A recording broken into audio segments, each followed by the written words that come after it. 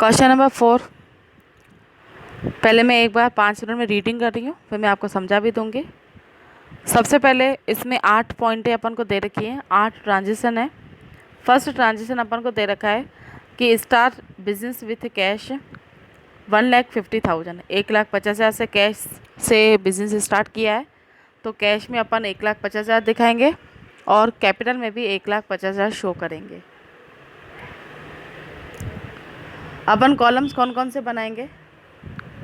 पहले कैश का कॉलम बनेगा, स्टॉक का बनेगा, डेप्टर्स का भी कॉलम बनेगा, मशीनरी इसके अंदर मैंने आपको कहा था क्वेश्चन रीड आउट करना। उसके बाद आपको ये पता चलेगा कि फर्नीचर है या मशीनरी है, तो मशीनरी खरीदी है तो मशीनरी का कॉलम बनेगा, क्रेडिटर का कॉलम बनेगा और कैपिटल का बनेगा।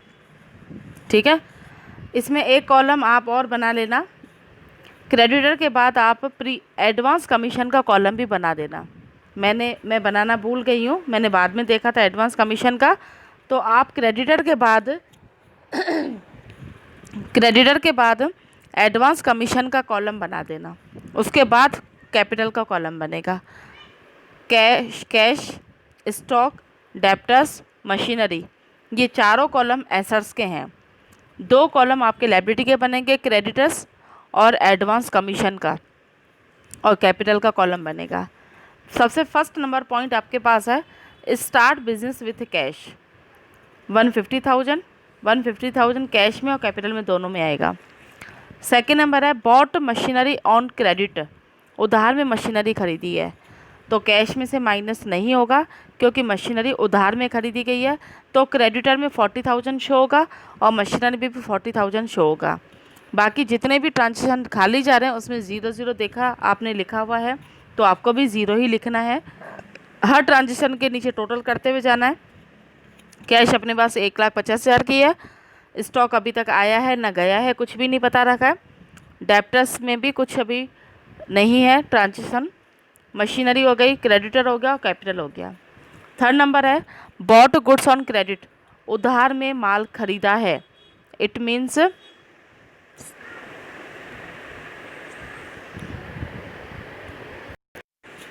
बॉट गुड्स ऑन कैश, नगद में माल खरीदा गया है। इसको गलती से मैंने क्रेडिट लिखा है, क्रेडिट हटा के आप कैश लिख देना।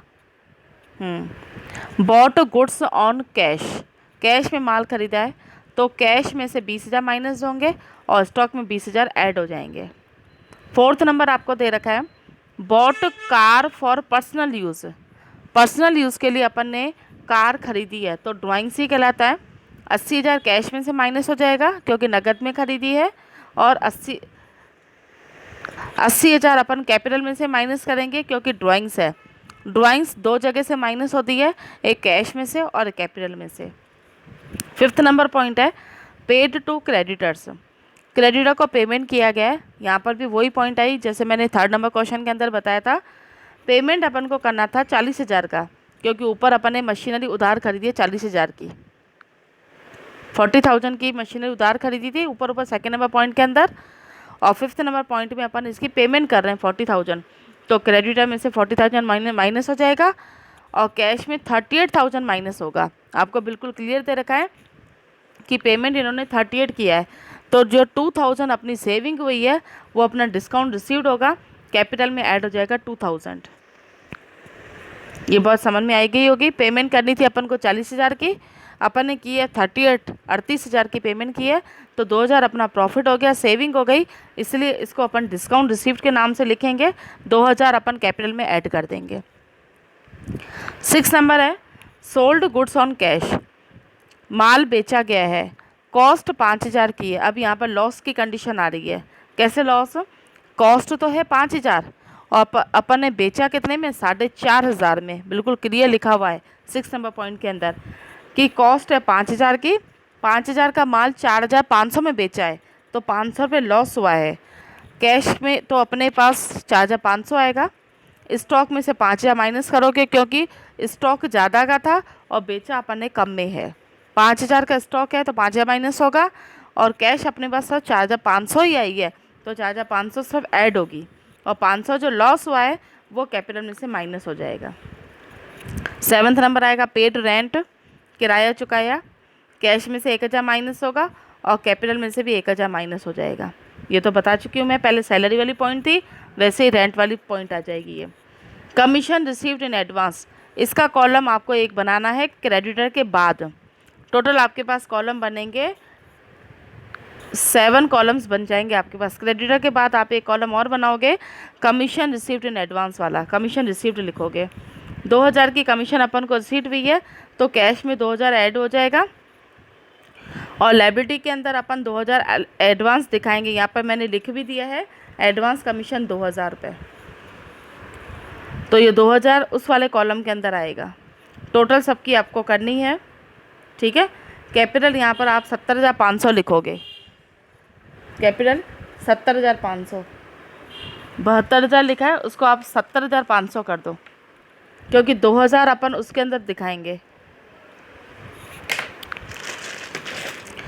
कमीशन एडवांस है उसके अंदर अपन 2000 अलग से दिखाएंगे, अलग से कॉलम आएगा।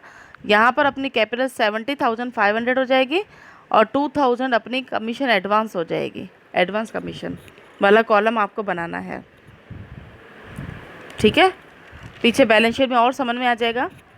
कैश 17,500 की अपने पास लास्ट बची है, स्टॉक 15,000 का बच गया अपने पास, डेप्टर्स कुछ भी नहीं है, मैंने डेप्टर का तो था भी नहीं इसके अंदर कुछ भी।